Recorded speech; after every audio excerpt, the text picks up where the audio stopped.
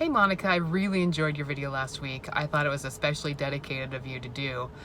And then I was thinking, the fact that you would have an excuse, and in my mind, the excuse would be that a new mom has no sleep, is recovering from birth, is probably maybe struggling with colic and breast tenderness and the milk coming in, and all of these things that just when I was a new mom were incredibly difficult, which is why during that period of my life I often referred to it as newborn hell. That is not a really popular way of looking at the newborn phase of parenting and motherhood. And I've been wondering why I've always thought of it that way. And it's not necessarily that there weren't really golden moments. There were many, many, many of those. But I think I felt a lot of cultural pressure to negate the parts that were difficult and that were hard, and there were a lot of them for me. And a lot of it was an uphill battle to transform myself into a more disciplined, dedicated, outwardly focused people person. Babies are people.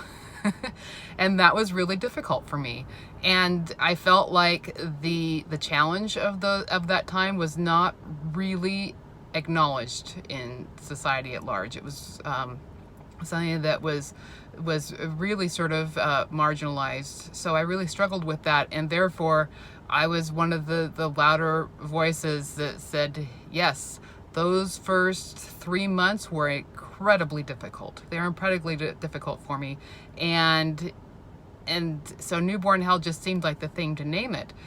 And yet I feel, though, as I've gone and see other people give birth and to have babies, that I almost expect them to have the same difficulty and misery and struggle that I did, and some of them don't. And some of them do some of the time, and some of them don't. And then I began, as I really started thinking about it, I realized that I had taken that the other way a little too far. Just as much as I had heard too much of the glow, I had been talking too much of the misery.